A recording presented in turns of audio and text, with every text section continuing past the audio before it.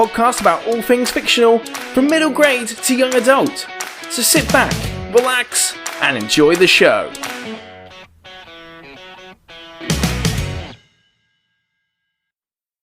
Hey! Welcome back to this week's edition of the Big Kids Book Club. My name is Marcus, I'm your host, and with me today in the clubhouse, I am very grateful to have Thomas Taylor, author of the books Malamander, Gargantis, and Irionsi, amongst others. Thomas, thank you for coming on the show. Welcome to the clubhouse. Hi, Marcus. Thank you for having me. Thank you for inviting me on. No, our pleasure. So what we'll do is we'll start with just trying to figure out, some people will know who you are, some people might have no idea. So do you want to just give us a little idea about like your writing journey, how you've sort of got into the world of writing and how you've ended up to where you are at the moment? Yes, well, that's quite a big subject when you've been doing what I've been doing quite as long as I have. But I began as an illustrator, so 4 years at art school, graduated as an illustrator in '95, and that began my journey to where I am today as a writer, which seems a little bit odd that I went from the visual side to the written side. But yeah, I began as an illustrator. I got into the world of children's books. I kind of loved it there, and began to feel that I really wanted to write as well as draw. Although everything about my work and my life pointed towards drawing, I had this feeling that I really wanted to try and write these stories myself. And I had story ideas in my head all the time. Got frustrated waiting really for people to write something for me to illustrate. And so it took a long time, but eventually I plucked up the courage to start writing. And I say plucked up the courage quite deliberately, because what if it turned out I wasn't very good at it? You know, I've been harboring this secret desire to write for all this time. What if it turned out in the end I'm not very good at doing that? It was something I kept wanting to avoid discovering, I suppose. So it took me a long time to seriously begin actually trying to write a book with the intention of showing it to my agents and showing it to publishers. And I had a bit of a bumpy ride to start with. I had a YA novel published in 2012 that was okay. Yeah, it was a good start. But I think I realised writing that I don't quite understand YA. It's a mode of writing and storytelling that's fine. I'm not criticising it.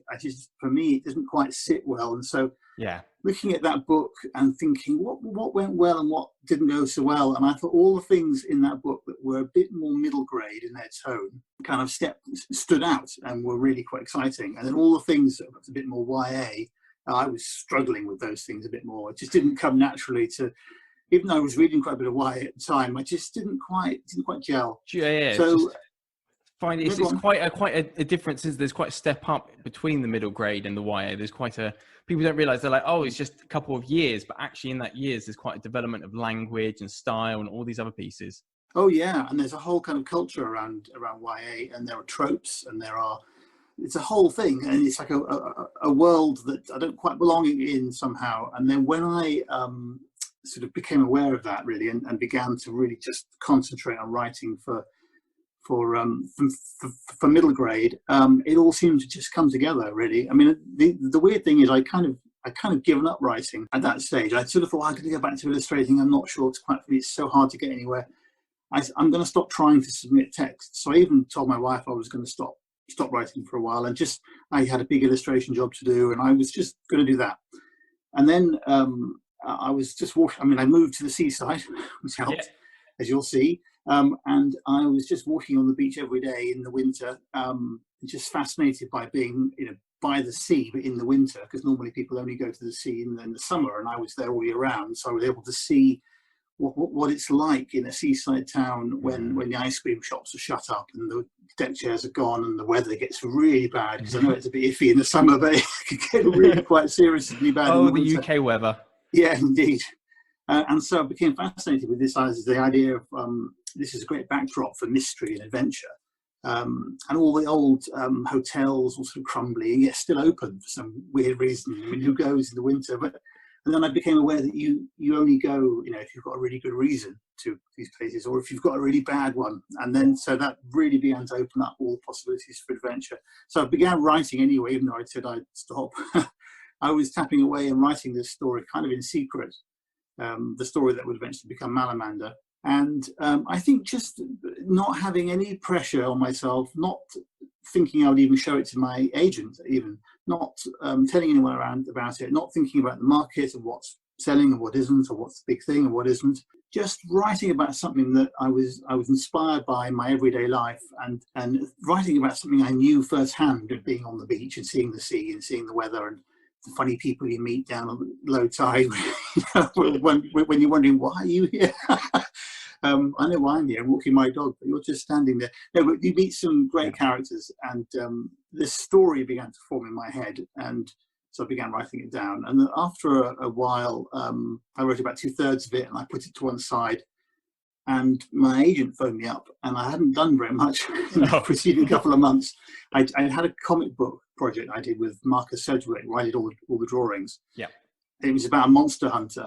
And my agent said, "Have you got any ideas about monsters that you could sort of look at? Because, you know, it's about time you did something else." And I said, "Well, funnily enough, I have been writing this novel about a monster, about a sea monster and a legend." Anyway, so I began to, I sent it to her. I sent her 9 chapters or so, and I just thought, well, you know, we'll see what she thinks.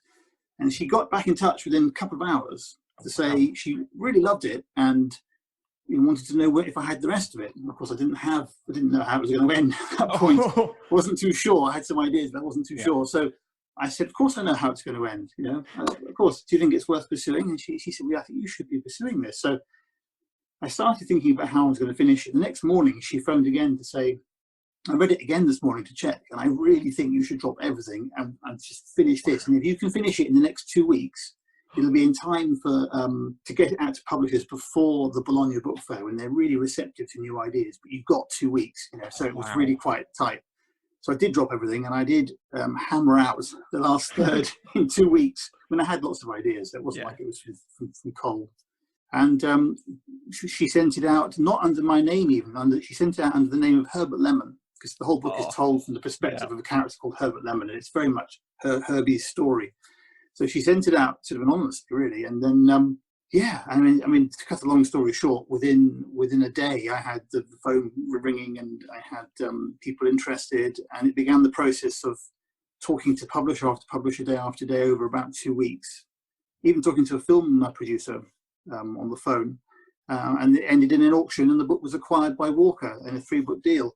And it's just very exciting to think that I think that there's a lesson for life here, a lesson for creative life that I haven't quite articulated yet. But I think if you stop worrying about all the extraneous things, about what's the next big thing and what's expected, and just write something that you love and you feel is real passion to you, and something that comes from where you are in your life, you're far more likely to get on, I think, than if you try to analyze what everybody else has written and try to work out some sort of formula, as people have done. I know that people have done that. So I'm still processing what the life lesson is from that, but it kind of worked out okay in the end. So that's how I went from being an illustrator to being a writer, and I do still illustrate. So yeah, because I was going to say, because the is it the chapter headings are all your sort of like inklings and stuff. Yeah, so I've drawn and the map. There's a map in the book. Of course, eerie, and then, and I've done all the chapter heading illustrations, and because of this comic book I did with Marcus, the Scarlet Heart Monster Hunter comic book, was primarily a black and white project for me. So I was quite comfortable. I mean, it was in colour, but it was kind of, my strength, I think, is in black and white line work, and wasn't quite up to doing the cover of Malamander, but I was happy to do the inside illustrations. Yeah, I was going to say, because going back to the idea of like the free fluid motion of your process, the way how you just sort of like just let yourself be like, I'm not going to care about that. I'm going to put stuff down. I'm going to focus on something else. And the idea that, you know, it is when we're not trying to look for stuff, that's when it tends to hit us in the face, you know, if it's inspiration, if it's ideas. So have you sort of, going forward from Malamander, of course, it was a great success. It was the first thing I heard was Malamander. Everyone was talking about it. It was on a lot of the sort of like the Instagrams and book Twitter around sort of middle grade, this new thing. Thinking ahead, you know, was it a case that you obviously went to auction? Were you offered so many books in advance, and then did you have to suddenly think about the expansive world of Erie-on-Sea? So Erie-on-Sea, for anyone who doesn't know, is the very quaint seaside town Malamander is set in, which has got all the good vibes of, I want to feel like it's sort of Dorset coast sort of way. It's very sort of, it has almost like a West Country flair to it. I imagine a lot of them have a bit of an ooh to their quite possibly, yeah. to their accent. I mean, I did work quite hard not to make it too sort of obviously a particular place, but Lyme Regis is certainly an inspiration for as well as Hastings, where I live near Hastings. Tenby in Wales, which I know quite well, and Cromer in Norfolk. Oh yeah, are the kind of primary inspirations. But I did try to keep it vague, so that nobody could say it's definitely here or it's definitely there. And then you can apply your own accents that way.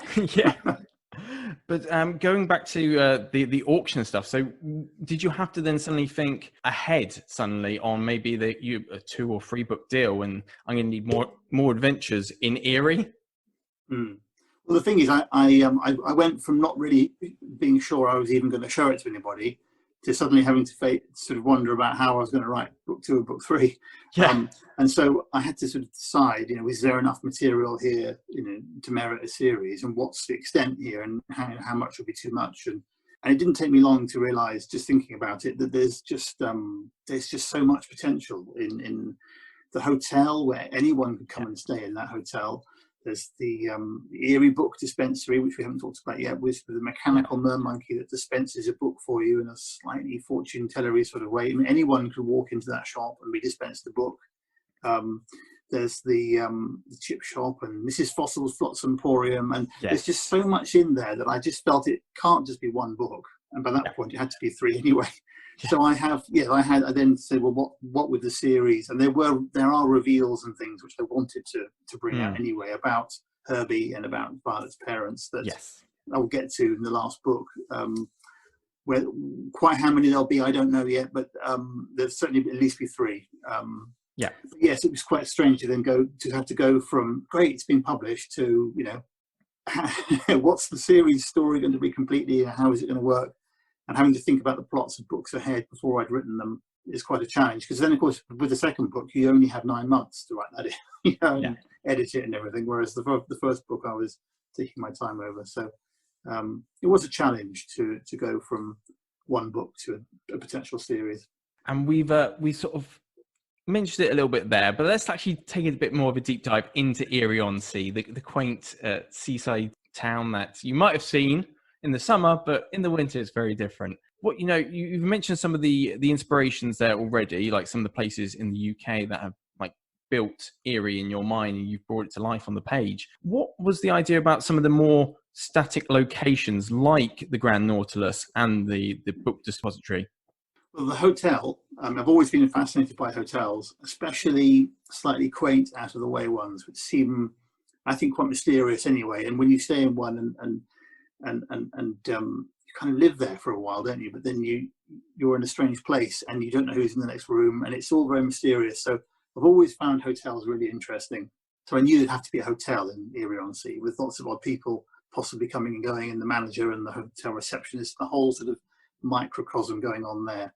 And then the pier, of course, if you live by the sea and you live in a seaside town, pier is quite a big feature in many seaside towns. So I live near Hastings, but I know Eastbourne very well, which is not far at all. And Eastbourne Pier is the inspiration for the pier in Erie-on-Sea. If you see Eastbourne Pier, it's really sort of, it's got these little spires and turrets and little towers and a great big building on the end. And it just looks a bit shaky and a bit rickety, and but it's kind of amazing and wonderful all at the same time. So it's not the exact pier, but it's just inspired by my pier. And then the bookshop was a whole other thing. That was an idea I had floating around in my mind for a long time, about the idea of a bookshop where you don't choose a book, the book is chosen for you. And that was sort of an idea that came about from that, that thing where you pick up a book at random, you haven't intended to pick up at all, and you flick through and you read a bit, and then you find something in there that it seems relevant to your life at that moment, or it seems to open your eyes to something, and it seems like, I think I was meant to pick that up and read it, because how can that be real? And then suddenly you get the sense that any book could potentially change your life, or be the one that you have to read at that moment, but you don't necessarily know, and how would you know? And so I wanted to create this machine that this monkey that you put a coin in the hat, and then the monkey comes to mechanical life and types out a code on the typewriter, and that code, when you've got your code off the typewriter, the code takes you to the floor of the shop your book is on, Yep. and the room on that floor, and the wall in that room, and then specific shelf. And then when you got to the shelf, you count along the final number, and that's your book. And so I had this idea. I thought it was really exciting, and couldn't work out what to do with it for a long time. I didn't know how to make this fit into a story. And then when I was creating Erie on Sea, I remembered this bookshop and this mechanical monkey. And I thought, wow, this is where this bookshop will be. So I changed it to a mer monkey, gave him a fish's tail, and made a few other changes, and fitted the bookshop into Erie on Sea, and it fits very well. So it's become a really important part of the story. And so, yeah, and then there's a chip shop. Of course, it has to be a chip shop. And I'm quite keen on beachcombing and fossil hunting, which you can do quite readily by the sea. And so Mrs. Fossil, the beachcomber, and her shop, where she sells all the things she finds, is an important part that's sort of grown up out of my own experience. And the things she finds are all things I've actually found or been associated with finding, including dinosaur bones and all these things you can find near Hastings. So it's I really have mined my own life, I think, to create Erie on Sea. But it does seem that it has had a sort of natural, it's grown over time. You can almost feel that sort of effect of just like your environment playing back off you, and you've put your own life influences into it. And I think also there's just such a quaint, it almost feels perfectly made for middle grade, and even going down to like the names such as Herbie Lemon, Violet Palmer. I mean, just when I saw those names, they've got the sort of sweet names behind them and stuff like that. And yeah, when you dapple in a sprinkle amount of mystery to them, you almost have this story underneath that is just rife for, action, adventure. And speaking of action and adventure, it takes me to another point I want to mention. You kind of just teased it a little bit earlier about the talk of possibly a Malamander movie. Is this right? I don't know how much you can talk about, how much Hollywood is hushing, and whether you even want to talk about this. But has there been any movement on that radar? Well, I have the film rights have been optioned by Sony and Columbia Pictures, and Josh Cooley, who is the director of Toy Story 4, is the director slated to do this, and he's actually developing the script.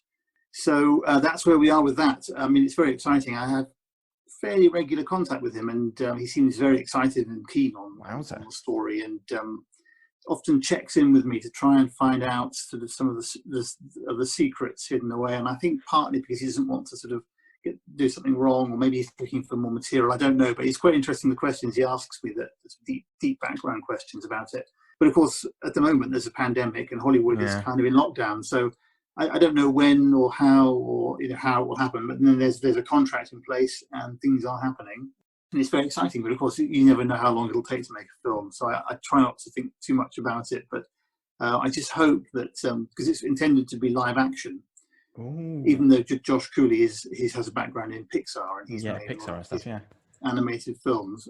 This is his live action debut. This is how he sees it, and that means that in theory they will make the mermonkey. They will actually make a model of that, and they have a set that is Seagull's Diner for fish and chips, and they will have Mrs. Fossil's Flotsam Emporium and Lady Kraken's Cameroon. It will all be things that will be made, even though they're props. And just the idea that I might be able to go there and look at them is just very, very exciting. But I try to suppress. you can't sit there holding your breath, waiting for it to happen next Tuesday, because you never know how many years these things will take. It is exciting. It is very exciting. But yeah, so Malamander obviously has been a great success, which brings us, I'm going to grab my copy here, took you to Gargantis, and you sort of like ratcheted up the stakes, like bigger monster, you sort of bigger story, building on what you've already created in Malamander, and sort of like turning it up to 11 almost, with the suspense, the mystery. Did you always know that this whole sort of world, because of course anyone who's read Gargantis, you expand the map from the quaint little Erie on Sea, you get bigger. Had you always intended Erie on Sea to be this whole coastal region rather than just a quaint little town? I think, well, it's the bay. I've kind of gone out into the bay and shown the whole bay. I really wanted, after Malamander, which was very much based on the beach and on a wreck on the beach and the cliffs and the pier and the mist. I wanted in Gargantis to go out to sea, because I felt by the sea we should go out on a boat. So I was very determined there had to be a boat. Had to be a bit special, a bit different, of course, because it's Erie on Sea. There had to be reasons to go out to sea, and there had to be a lot of sea and storm. I really wanted storm to feature very heavily, and anyone who's read it will know that it does. Yeah. So yes, I wanted to sort of reach out from Erie on Sea and kind of expand out into the wider world, just to prove that there was a world, really. Because of course, if you've got fishermen and sailors, they are going places. So there had to be this sense of a wider world that Erie sits in. And then in the third book, which I'm working on now, we come back into the town, and it's very much set around the theatre at the end of the pier, and a magic show that is being put on there, which may or may not be a good idea, because there is a legend about this magic trick that you shouldn't perform, and that someone's come to perform it, and it's all sorts of things go on about that. And it's set in Erie on Sea at Halloween, so you get to see Erie on Sea at a different time of year with a different vibe. So the sea is there, of course, it's in the background, but now we're very much grease paint and theatre lights and performers and mime artists and all that good stuff. Very, very exciting. I was about to say I was going to get on to sort of what you're working on at the moment with book 3 and stuff like that, but that sounds really exciting. Also, like I was saying, the mystery and the darkness does definitely feel like the Malamander is sort of creepy and sort of spooky. Gargantis has this almost overlooming dread that sort of knocks the sort of like the tension up a little bit. You sort of like, now I can hear Halloween, I hear a magic show, are you sort of like slowly getting more sort of like making bigger stakes? So for every book, it feels like there's more and more thrown up against Herbie and Violet? Yes, I think so. I'm trying to build, because each story is its own story. So you can, if you've never read Malamander, you can still pick up Gargantis, and everything is reintroduced and everyone is reintroduced. But there are some things that carry over. Not so much in Gargantis, but it will build over the series. So there's a kind of series arc in the background about who is Herbert Lemon, really, and what did happen to Violet's parents are things I'm building up to revealing at the end. So I'll just leave it there, really. I don't want to spoil it, but I'm certainly building a series arc as well as telling individual stories. Fantastic. Well, what we'll do then is just want to look ahead now. So if working on obviously the Erie on Sea, is there anything else that obviously you spend some time illustrating? You've done your graphic novel work in the past as well. I know you also do, you've authored and illustrated several picture books. Is there anything else you're working on at the moment, possibly a spin-off Erie on Sea, or maybe a new project underneath all of that? I do have another idea that I've had sort of festering, you could say, in the background for quite some time, which is quite exciting, and I'm quite excited about it. But I've told no one about it. But I am planning to start doing some of the writing on that. And just the other day, I realised how, even though it's nothing to do with Erie on Sea, it's a completely different thing. So it's still another middle grade adventure. Yeah. But I can see that actually, it does connect to Erie on Sea. That it's part of the sort of wider world. In a very loose sort of way. So I'm quite enjoying spotting the ways in which the two will just touch briefly, if you see what I mean. So that you can imagine, if you read that other story idea, you can imagine you could pop out of that and go to Erie on Sea, if you see what I mean. Even though I'm not planning to do that. But, but I've got that going on. So really, I it's just middle grade writing now for me, with whatever illustration I can squeeze in, I can wangle in. But just middle grade story ideas. I mean, I just feel like I've arrived at home now, so I don't want to start a different direction now. I just want to explore this one.